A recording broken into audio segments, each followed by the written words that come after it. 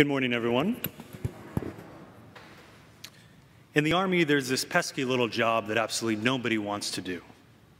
Everyone hates it. It's called fire guard. I don't know if anywhere you were in the military and had to do fire guard, but trust me when I tell you it's a job nobody likes. Its simplest definition is to watch for fire. Sure, every building in the Army has a fire alarm, but, redundancy and all the military discipline, you have to keep soldiers awake, and they have to be there in case fire breaks out. They have to warn the people as all of the lights are going off and everything's going crazy with normal fire alarms. Sometimes, though, you get the first hour, the first watch. It's actually pretty cool because everyone goes to bed at 10, you have to be up until 11. No big deal. But as the time goes on, after each shift, after each watch, you start at 10 o'clock shift, 11 o'clock shift, 12 o'clock, 1 o'clock, 2 o'clock.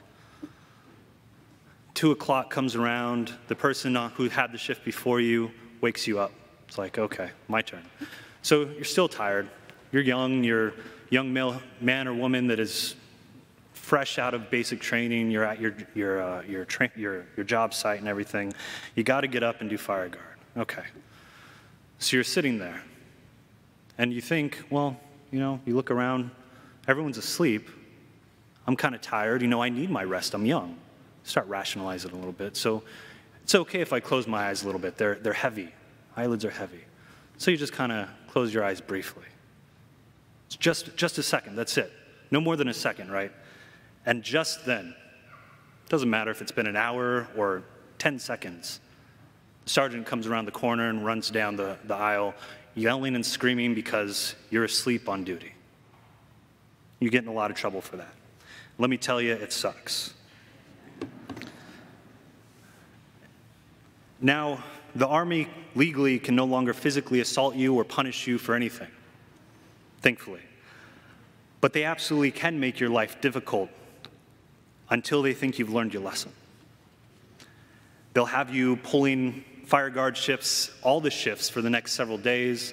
They'll have you cleaning the latrine. They'll have you doing all the maintenance in the barracks. They'll have you going and rotating the tires on all the trucks. They'll have you filling up sandbags just so that you can empty them and refill them again.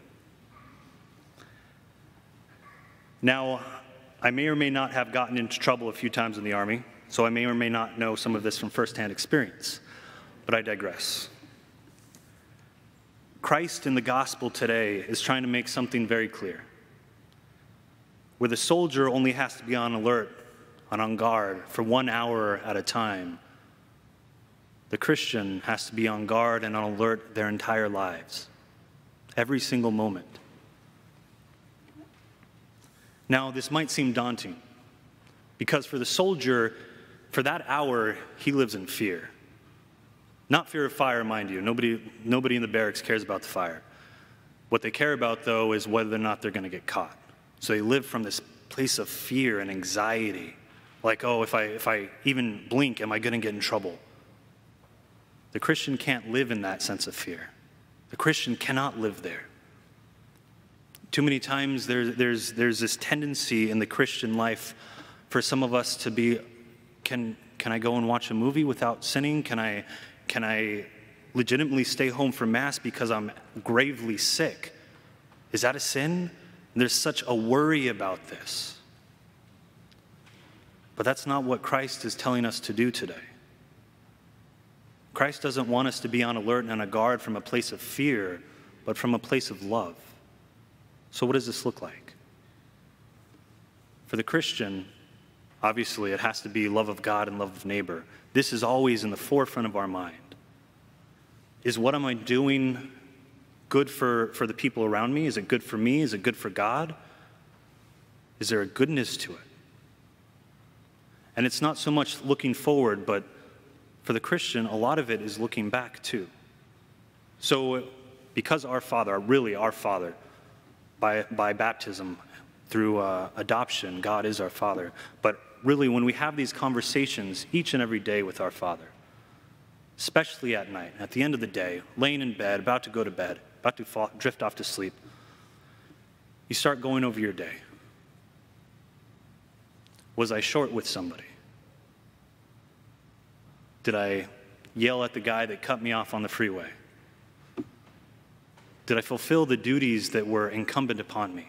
My obligations that I had to God, my obligations to family and friends, to the community, my obligations to myself. Have I fulfilled these things? So it's not a worry about what's to come. Did I do this right? Am I going to do this right? It's looking back and calmly with God and talking into Him about our day, reflecting over it, and asking, where have I maybe not done what God has asked me to, not fulfilled His will? This allows us to come from a place of love, because we're in conversation with the source of love Himself, and we're looking at our life. We're looking at our life with the one who created it, the one who loves us more than anything else in the world. This is how we move in a place of love as Christians. We have been formed. We've gone to Mass probably every Sunday for the entirety of our lives, probably more often if you've been in Catholic school. So we have to trust that the formation that we've received is there, and that we move from that. And then we look back. We try to form ourselves continually over our lives. We look back over the day. Have I failed you, Lord? If not, cool. We move on. If we have, all right. We make a firm resolution to do better next time. There's no worry about it. We don't have to freak out about it. There's no anxiety attached to that. That's not the kind of on guard and alertness Christ is calling us to.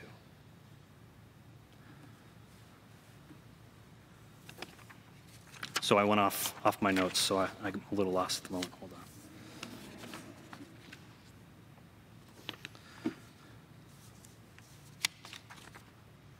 All right, I think I covered everything actually. Good. So all that to say, it doesn't matter if we've closed our eyes for a minute or a second. It doesn't matter if we've gotten in trouble for falling asleep on fire guard. None of that matters. What matters is if we look back and we look to see what God is calling us to do. Have we fulfilled His will? Have we lived in love? Have we taken care of our brothers and our sisters, our neighbors? Have we taken care of ourselves?